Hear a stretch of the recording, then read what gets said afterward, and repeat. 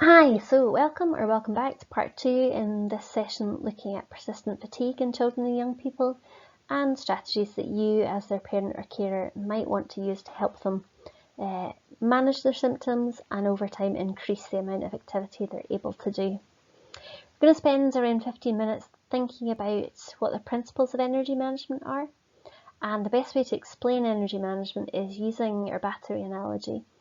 So energy management involves looking at how that battery is spent, so what devices it's put into, if you like, how much energy is drained from the battery by which activities, is there a steady release of that battery's power through the day and the week, or is it releasing bursts of energy all at once? Because, like any battery, a young person has a finite amount of energy, a package of energy in any given day, all young people and we all have to make choices about how we spend that energy. In the next slide, we'll have a think about how your young person can use prioritisation to improve their kind of quality of life and how much they can manage. Now, you might have come across these two graphs shown on the slide below before, and they describe ways or how our pattern of using our battery affects our activity levels over time. Often young people with persistent fatigue experience a general pattern of being able to do less and less over time, and that may or may not be accompanied by worsening symptoms. Research shows that this decline is worsened by what's known as the boom and bust cycle, and that's demonstrated in the box that you can see below. This boom and bust cycle, although I'm discussing it relevant to symptoms of fatigue, is also relevant to other symptoms which might go alongside kind of chronic fatigue syndrome or persistent fatigue, like headaches, kind of migraines, sometimes dizziness. All the other symptoms that we spoke about earlier on can also follow this boom and bust pattern, but just for clarity, I'm going to speak about fatigue as the primary symptom just now. But you can apply this learning, as I say, to any kind of long-term symptom that your young person is struggling with. So in this graph here, the black dotted line that you see going horizontally across represents a child's baseline activity. In a typical child where there's no issues, we've already said that some fluctuation around baseline is normal. We don't have lives that are completely static, but these fluctuations are normally fairly small, recovery happens fairly quickly from them, and they're not hugely frequent. You can see in this graph here that this is a young person who is doing a really high level of activity at the start of the graph. This is leading to tiredness, fatigue, or as I say, other symptoms, which lead to them reducing how much they're doing, activity level, in a kind of recovery period. And then they are coming back to their baseline and then repeating that cycle. So doing more than their battery is capable of, requiring to drop down activities that they're doing in order to recover, and then following a gradual slow climb back up to their baseline. Now, this tends to reduce capacity over time, to reduce the amount that your young person can cope with over time. So that is reflected by the kind of red dashed line. It results from spending too much energy all at once. It can tend towards worsening symptoms, but it definitely tends towards worsening capacity. A lot of children and young people follow a kind of boom and bust cycle on a weekly basis. So initially they perhaps are expending a lot of energy Monday to Friday. So their Mondays to Fridays are very busy, very high energy, and they're having to spend Saturday and Sunday recovering from that. This can lead to kind of secondary consequences for the children and young people, and this boom and bust cycle doesn't come alone. It can lead to difficulties with kind of fitness and exercise tolerance. If they're following a kind of Monday to Friday boom and then Saturday, Sunday bust pattern, that can impact on their social isolation, social withdrawal, because they don't have the energy to see their friends, perhaps participate in clubs and things that they enjoy. Now, to be completely fair to children and young people, it is more difficult for them than it is for us as adults to avoid that boom and bust cycle, partly because some children and young people are less good at recognising signals from their body that's telling them they've done too much. So if your young person struggles with noticing sensations of thirst or hunger or pain or needing the toilet or sleep, they may also struggle with noticing sensations of fatigue, which can make them more susceptible to high levels of activity all at once. Also, it's much harder for young people than it is for us as adults to regulate how much activity we're doing. As I'm recording this, I can pause and take a 5-minute break to kind of stretch and take a rest.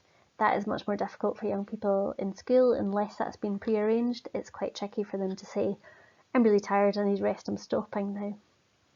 So it is difficult for young people, which is why they need supportive adults around to help them try and level out this boom and bust cycle curve.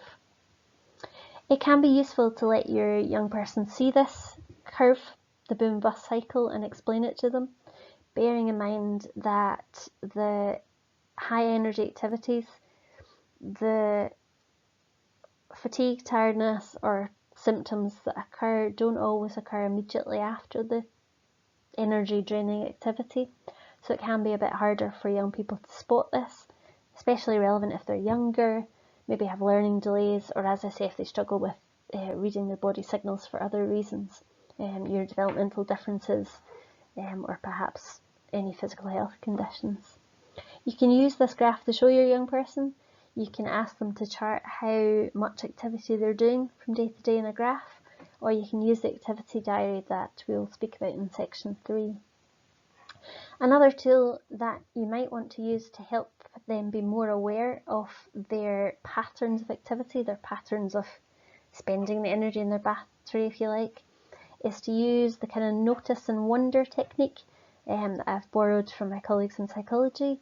This is where you perhaps are seeing the signs that your young person is doing too much, and you help them to notice them and wonder about what the reasons for that might be, without kind of giving your judgment on why that might be. It's probably easier to give you a few examples for that. So what you might notice in your young person and say to them is, I noticed that you're slumped in your chair after about half an hour of playing on your Xbox. I wonder if that's because half an hour is too long for you to play, or I wonder if your chair maybe isn't giving you as much support as you need.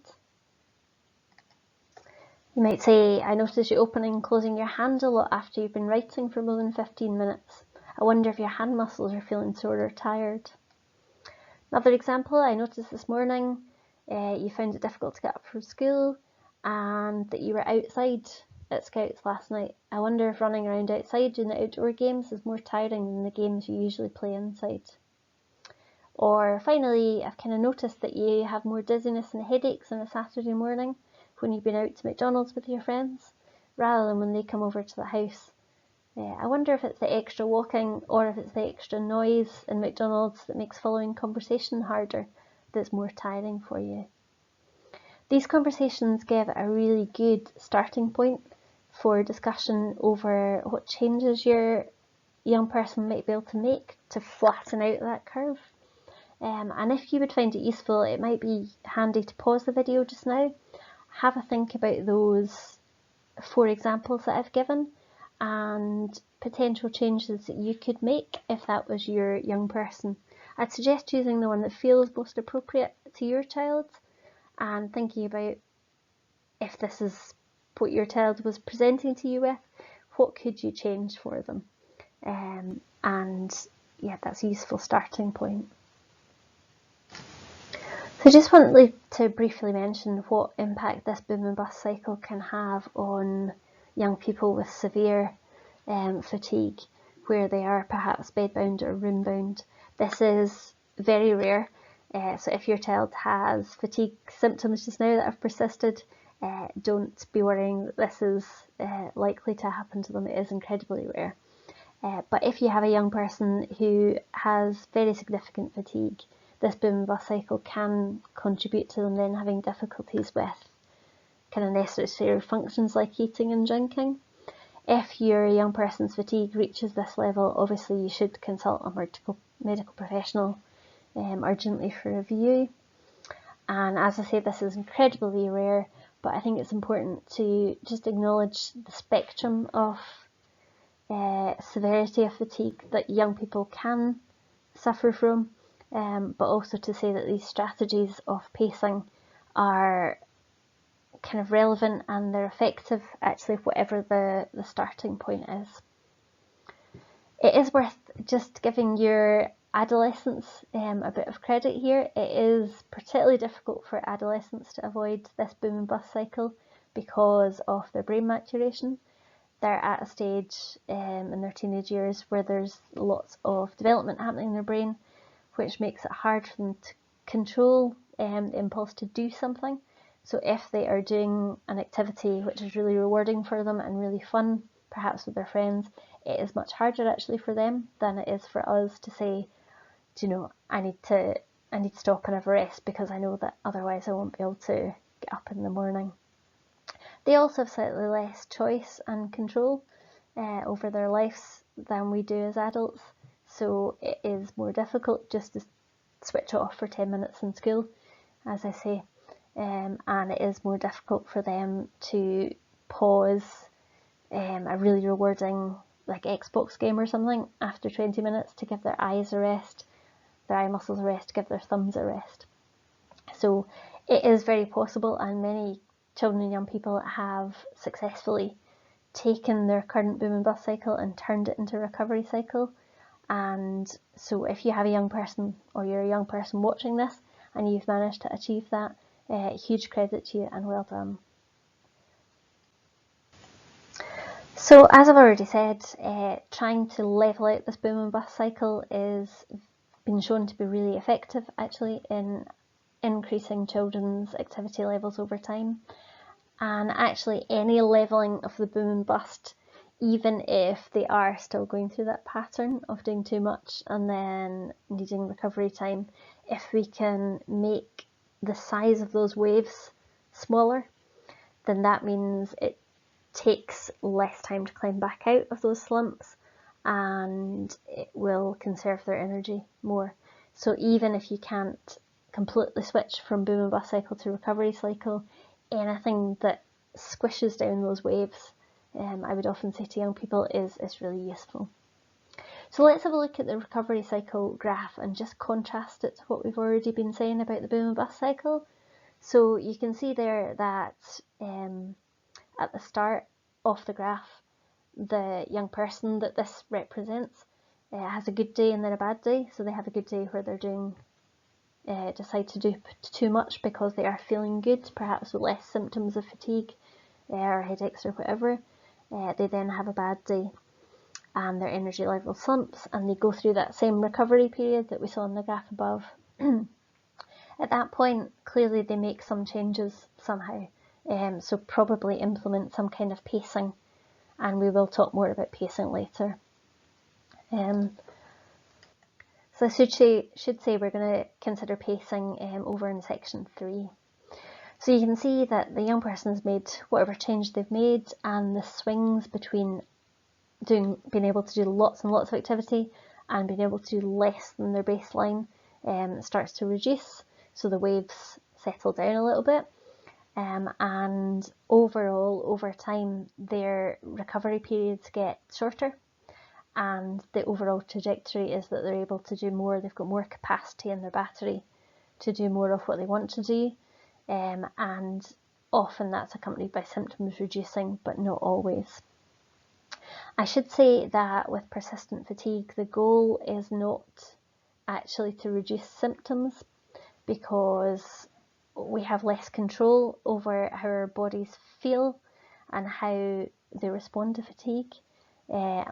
Young people have more control over how much activity they do than how their bodies are going to feel. So the aim in kind of pacing and the aim in energy management is to look at keeping the symptoms of fatigue at a baseline that is stable and manageable, and increasing activity levels almost despite the symptoms. So we want to get a baseline to start with. This often does lead to symptoms improving over time, but it's just a useful thing to discuss with your young person, that the aim is actually not to stop them feeling fatigued and tired. The aim is that they are able to cope with that. It's at a level that you can cope with, so that they can still do the things that are important to them, and so that over time they can do more and get back to what would be normal levels of activity for them. Again, another important thing to bring up is that this recovery cycle is associated with far fewer secondary consequences, which are obviously really beneficial. If a young person is having less slumps and peaks and troughs, it's much easier for them to plan social activities. It's much easier for them to commit to social opportunities and not have to let friends down at the last minute. It's easier for them to plan studying. It's easier for them to just do the things that they want to be doing. I would like to just have a think about what this recovery, the tail end of the recovery cycle, looks like. It is really crucial to have a conversation fairly early on, I would say, with your young person, that recovery from any kind of persistent symptoms, and fatigue's no different, is not linear. Kind of relapses of symptoms is normal, but these relapses will often be smaller with shorter amplitude, and the overall trajectory over time is of improvement. Sometimes young people who are in the middle of a bit of a slump, it can be quite difficult for them. It can affect their kind of hopefulness that this will improve, and it can be useful sometimes to pull out an energy graph again for them, show them the bumps and the kind of troughs in the recovery cycle, and also have a bit of a discussion about, well, let's think about how your fatigue was before we started making any changes, and let's look at how much you're actually able to do now, just so they see that progress over time. Sometimes these relapses can be triggered by illness or another stressor, or sometimes there is no trigger. If your young person is experiencing a relapse in their symptoms, it's always useful to bring them back to this graph and help them see that they are still on the right path, because one of the secondary consequences that we know kind of coexists with any kind of persistent physical symptoms is an impact on mood, and that can be a kind of really positive thing to do, to show them the progress they've made and just show them that this is a normal part of the recovery cycle. Obviously, if there's a significant dip in their activity level, increase in their symptoms, or that they're not bouncing back from a dip, you should speak to their GP or their consultant, just in case there's anything else that needs to be looked at there. So hopefully that's useful in terms of considering how energy spending makes a difference to how much a child can do over time. We're going to skip on and have a little think about some other energy management principles, so I will see you across on the next slide. So now that we've identified the value of levelling out the waves of the boom and bust cycle and getting a more consistent energy spend, let's have a think about 5 ways that you can do this with your young person. Fortunately, someone's put these into 5 words, starting with the letter P, known as the 5 Ps of energy management. And these are all ways or strategies that you can try and avoid your young person going through that boom and bust cycle and shifting over to that recovery cycle. When you're thinking about how your young person can conserve their energy and spend it on what's important to them without overdoing it, the first thing to think about is how you can prioritise their activities. Firstly, prioritise sleep. A regular sleep-wake cycle and avoiding napping during the day both have a big impact on levels of fatigue that young people feel and the amount of quality sleep they're getting. Sometimes young people with significant persistent fatigue have a large number of hours asleep, but this actually means that they're getting less quality sleep even though they're asleep for more hours. Now, I know that sleep can be a huge challenge for lots of young people and their families, And if it's appropriate to you, there are lots of resources on sleep on the Pines website, which you could take a look at, or the Royal University Hospital in Bath have produced information on sleep specifically for young people with chronic fatigue. The aim of prioritising activities is to try and find a consistent baseline that a young person can do for at least 2 weeks. As we said before, persistent fatigue is really individual, so what that baseline looks like will be different for every child and will depend also on how severe their fatigue or symptoms are. If a child doesn't have a stable baseline, they'll need to reduce the amount of activities they're doing until they find this. This can involve a huge reduction in activity at first, especially if they're experiencing fairly significant fatigue and big crashes.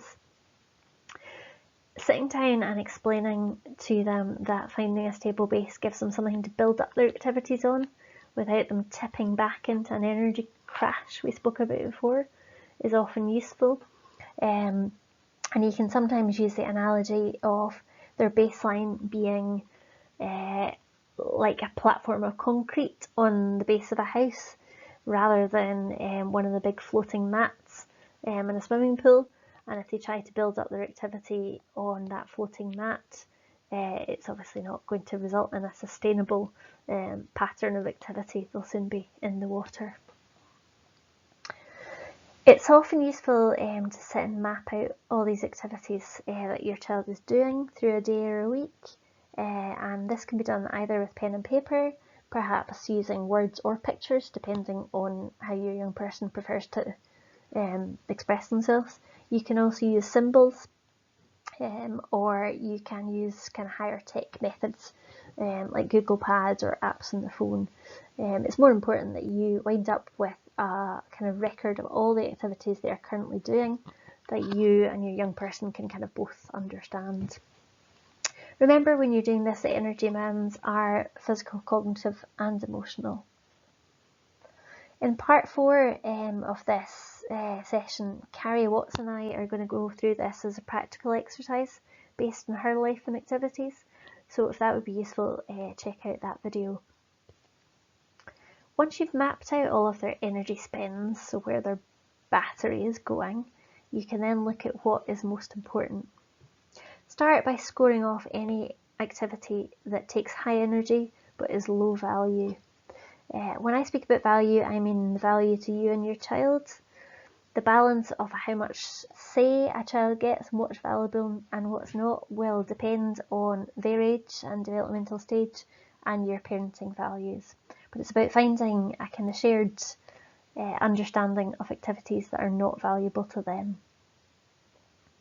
These can be just taken out and they would be your first easiest activities to stop in the first instance.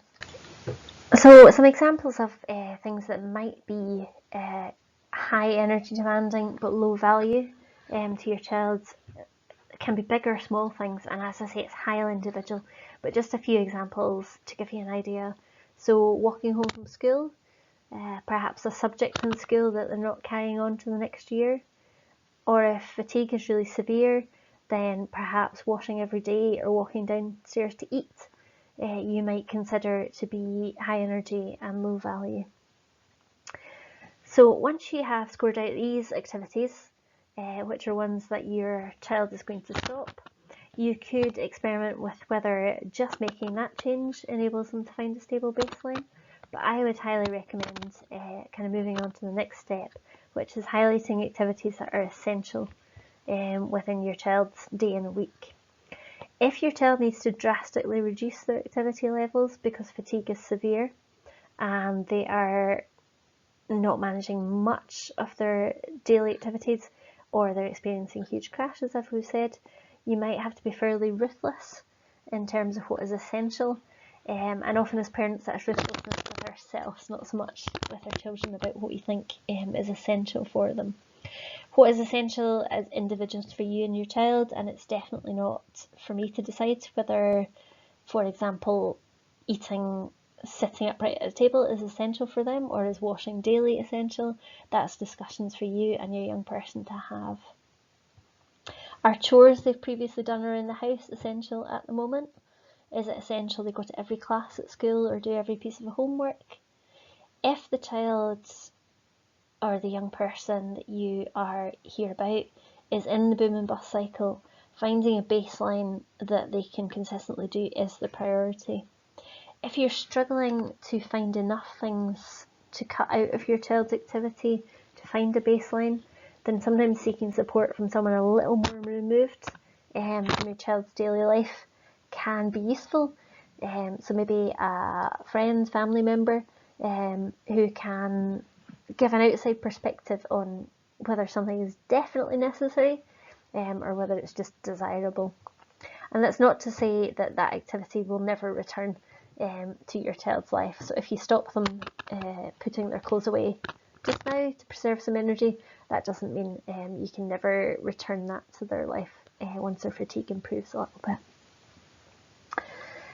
When you're thinking about what's essential, I would say for adolescents in particular, don't overlook the importance of social connections for their development.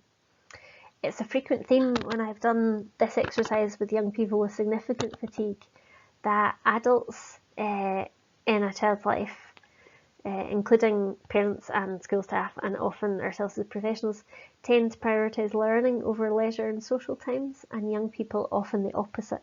And that's a really worthwhile discussion to have, because social development is obviously also crucial in your child's life, and that discussion might take place alongside school or anyone else you think is relevant. So once you have this list of activities that are essential, what you want to do is prioritise those first that are essential and important. So essential and that hold high value for your young person and for you.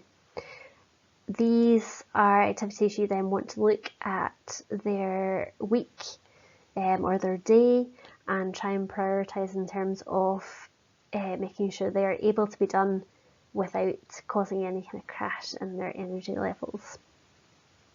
The next P we're going to have a think about is planning. So you've prioritised what they need to do or what is really important for them to do in order for this to happen in a way that preserves their energy and allows them to have that nice steady output of energy through days and weeks. That needs planning with yourself, your child, and often with school and sometimes other professionals that are supporting your child.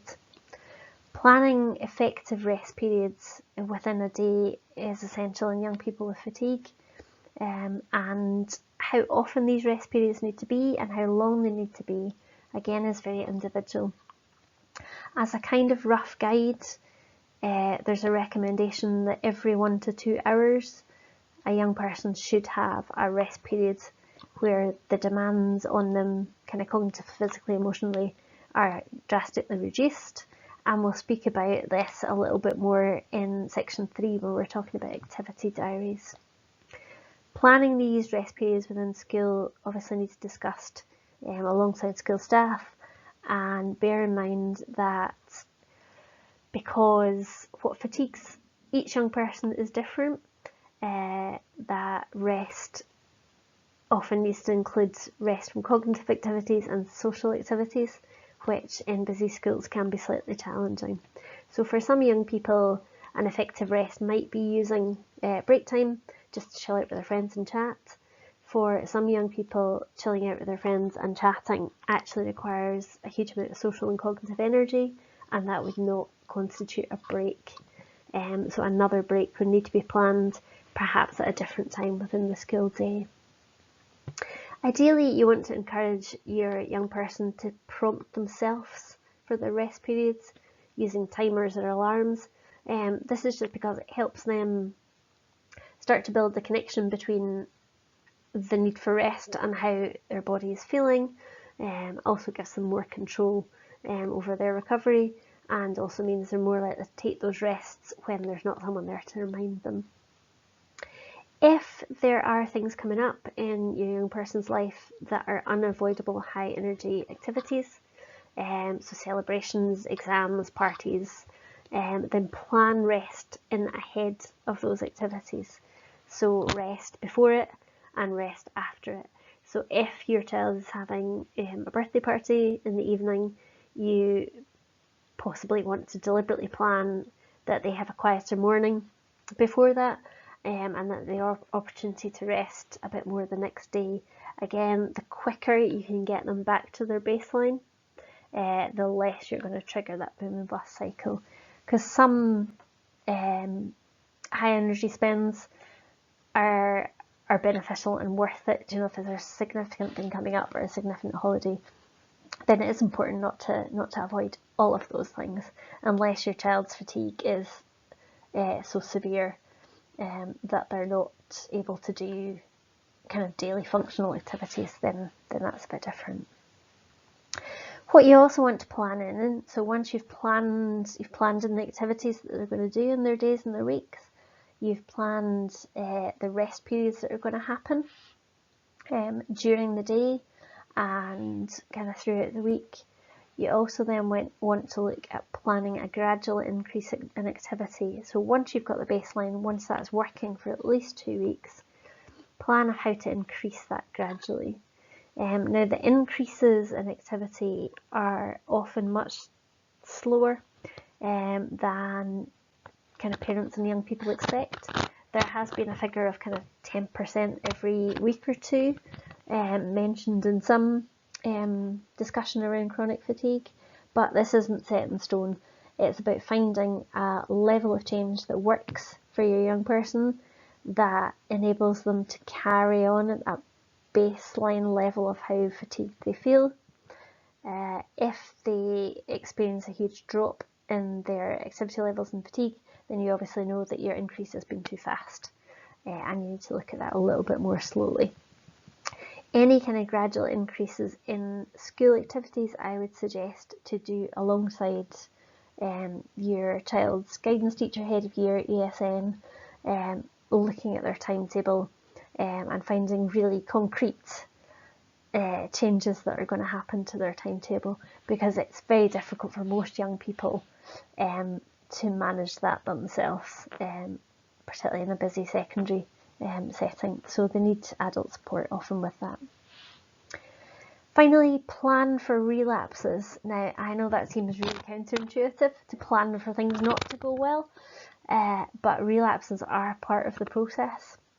There are, I've never come across any instances of young people recovering from chronic fatigue or kind of improving from persistent fatigue where there aren't relapses in their ability to carry out their activities. It's really good to make a plan of what you and your young person are going to do if that happens, so that it gives them a bigger sense of control and helps know that there is a way back to where they were before.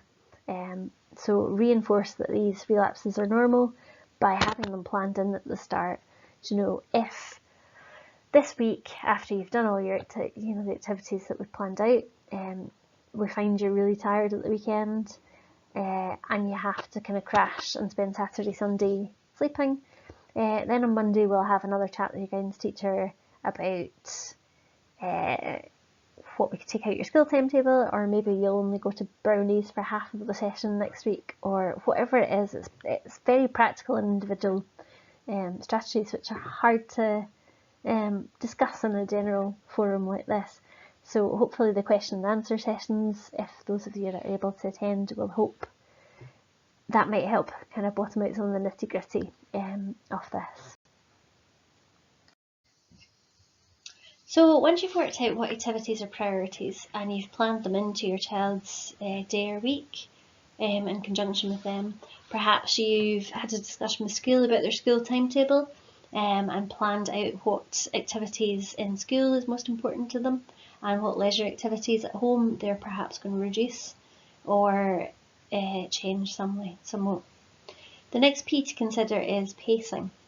So this approach has been proven to be effective in children and young people with chronic fatigue, and in the majority of cases to enable them to return to normal activity. This does take time, however.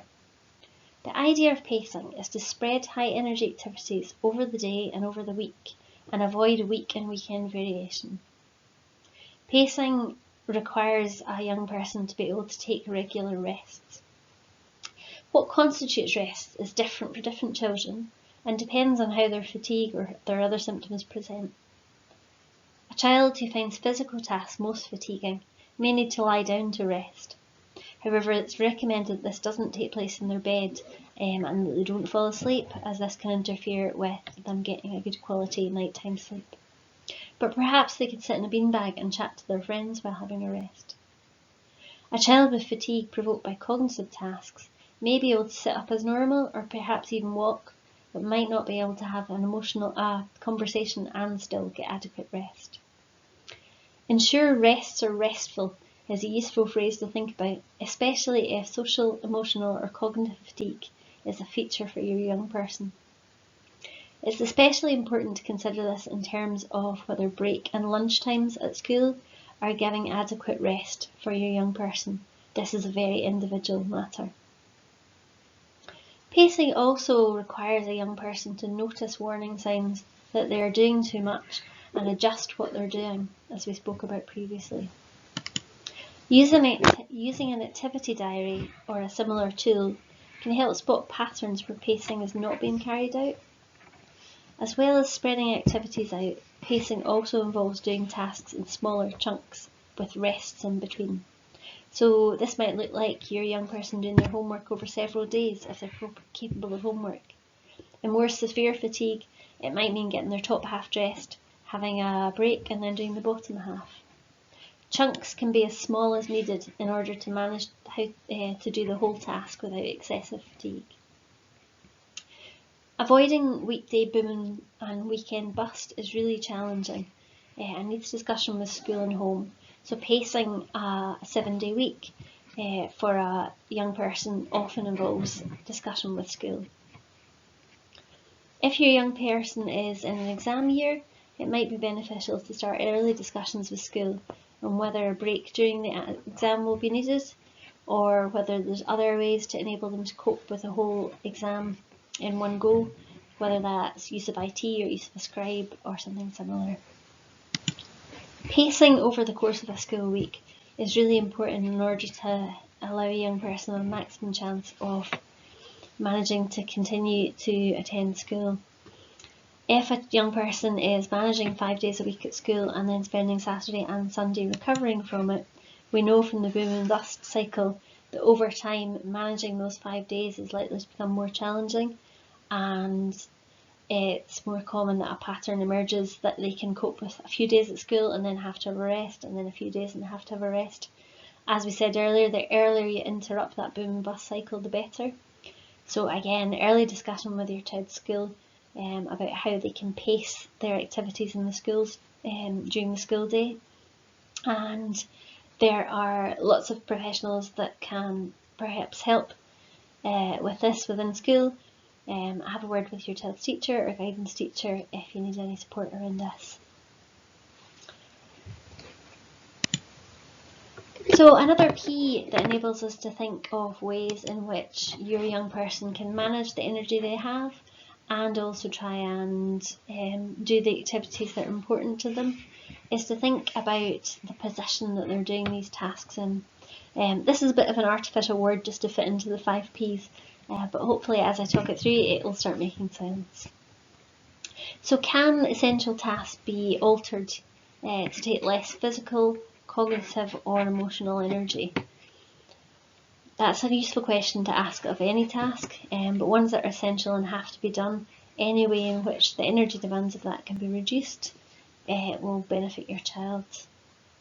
The 5 questions that I've asked are useful tools where you've identified a task that your child wants to do as essential or important to them, and you're struggling to find ways of making that less energy requiring of them. A starting point is to think about, can you change the posture that your young person is doing the task in into a posture that uses less energy. So, for example, lying takes less energy than sitting, sitting takes less energy than standing than walking. If there's anything they are carrying, obviously that adds to the energy requirement of that. So school bags, and what's in the school bag makes a difference to how energy consuming a walk to school is. Some young people with significant fatigue might find that they have enough cognitive energy at the end of the day to do schoolwork, and it's very important to them and to keep up with homework. So one of the solutions to this is to carry out homework in a different posture, and that might mean that perhaps they are sitting kind of chilling on the couch and dictating an essay to you, or they might be kind of speaking it into a phone, or using text-to-speak software, or perhaps you're scribing for them. So that's one way of trying to reduce how much energy a given task involves. A second question you can ask, or you and your young person can ask about a task, is can it be done in a less energy demanding place? So we have touched earlier on about how the kind of cognitive demands of a noisy environment sometimes, of that demand of having to filter out other things in order to concentrate, can take more energy than if your young person is doing their homework kind of quietly in their bedroom rather than in the living room with other siblings. If going to the gym is important to them, can they go to the gym perhaps in a gym that has less, that's further, where the lockers are closer to the gym, or can they go to the gym that's closer to your house so they don't have to travel for as far to get there? Is there a way of them achieving their task physically requiring less distance travelled, or in a space that just is more conducive to taking less energy? Also, you can think about, can a task be done at a less energy demanding time? So this is often easiest to see with self-care activities that your young person might be carrying out. So if your young person is finding that getting up, getting showered, getting dressed, breakfasted and out to school means that by the time they get to school they have run out of energy, and they are not able to do the activity that they want to do at school, then looking at whether all of those preschool activities have to happen in the morning can be quite useful. So could they have their shower at night potentially? And remember what we said before about heat often making fatigue worse in young people. So sometimes changing the time of day that they're having a shower or bath can make a difference to that spread of energy through that day. You could also have a think about, do they have to have their breakfast before they leave for school, or could they have it in the car on the way there? Also, is there a way in which they can do the same task but in a way that demands less energy off them? So, for example, if the task they want to do is to join in with a basketball club that they go to every week, and the basketball club lasts about an hour, could they do that club for half an hour? Could they do that club for 15 minutes, have a rest, and then 15 minutes? Or could they join in that club and perhaps play a more defensive position so there's less running around? Or could they skip the warm-up? And obviously if this was a task that you were looking at, you would be advised to kind of have a conversation with that basketball coach and find out if there was a less demanding way that they could still take part in that activity in a way that is sustainable for them week on week and week, in order that that's part of their baseline and they can hopefully build back up to going into more of the session, taking a more active part in the session over time. Finally, can tasks be done in a less energy demanding order? So it can be more difficult for young people if they are doing several lower energy tasks followed by a higher energy one. and then they're not having a break for much longer. Sometimes what can be useful is for them to have almost a sandwich of a break, a really high energy activity, and then another break before they kind of continue on with the rest of their day. What I'd encourage you to do just now is just to pause. So one of the things that might be quite useful for you to do is just to pause the video and take a wee minute to reflect on how those 5 Ps might help your young person, particularly in order to try and manage the activity levels that they have, to get a more steady baseline, to spread their activities out through the week and the day. A useful first place to start perhaps is to think of a task that your young person perhaps currently isn't managing, or that they're managing and then having to have extended periods of rest later on or the next day. Choose an activity, as I said, that's important to them, and maybe just apply those 5 questions about could that task be done in a different posture, a different place, a different time, a different way, or in a different order. Write down any options and then have a chat with your young person about which of these you think would be the easiest to implement and also would give the biggest kind of energy saving. That can be a useful place to start if it seems difficult to figure out exactly where you can make changes to try and conserve their energy and, as we say, build that baseline. Final step in helping your child manage their own battery is to ensure that they've got permission to do the things that they need in order to do that. Most importantly, it's important that they have the permission and that they feel they have the permission to take the rest that they need. From yourself, from school, from club leaders, and also that all adults kind of around them are on the same page, that what you're looking to do is promote a slow, gradual increase of activity, not push them to do too much at once, which will result in a crash, and to help spot when they're doing too much and encourage them to rest. Feel free to share parts of these videos or all these videos with others if that would be useful. I know that some schools and young people have really successfully used the idea of timeout cards, so that, particularly in high school, a young person can easily communicate they need a break without having to go to the mental effort of working out what exactly to say to the teacher, particularly if it's a teacher they know less well or a kind of substitute teacher. Some young people prefer that the rests are timetabled and structured and that they know when they're coming up. Discussion, kind of trial and error, revisiting what's worked and what's not really is key here. To change the plan if it isn't working is always better done earlier than later. If changes are made earlier, it gives less time for the kind of boom and bust cycle to build back up again.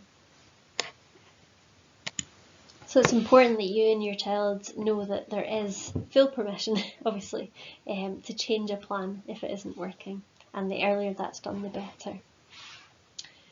It's also really important that your young person knows, as we've said before, that they have permission to have a bad day or a bad week, and that relapses are a normal part of recovery from fatigue. This is really important so that they don't get too discouraged if they happen to have a reduction in the amount they're managing to do. Finally, it's really important that you and your young person know, obviously you have permission, not that you need permission as an adult, but to ask for help if you are struggling with how to help your young person pace themselves, if they are struggling with how to break activities down into chunks. There's a series of resources at the end of this video which will signpost you to different sources of support, so please make use of those. And finally, make sure your young people have explicit permission that while they are experiencing persistent fatigue, they have full permission not to be doing everything that their peers are doing. And that can be especially challenging for older teens when their friends perhaps have the energy to have more of a social life, to be looking towards the future in a way that their energy levels perhaps currently don't allow them to.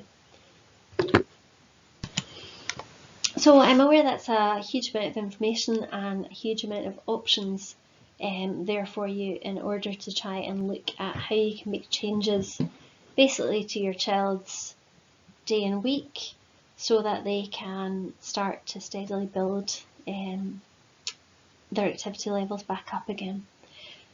There are so many options of things you could change, and I would say probably look at all the options, pick what seems easiest and with the biggest wins for you and your child, and try it, see if it works. Using really close monitoring of how their fatigue is responding, and perhaps tracking their energy levels might give you a really good indication if that's working or not. In section 3, we're going to come back and have a think about some really practical tools that might help you put these things into kind of real life, as opposed to just theoretically. So I'll hopefully join you across in section 3. Thanks.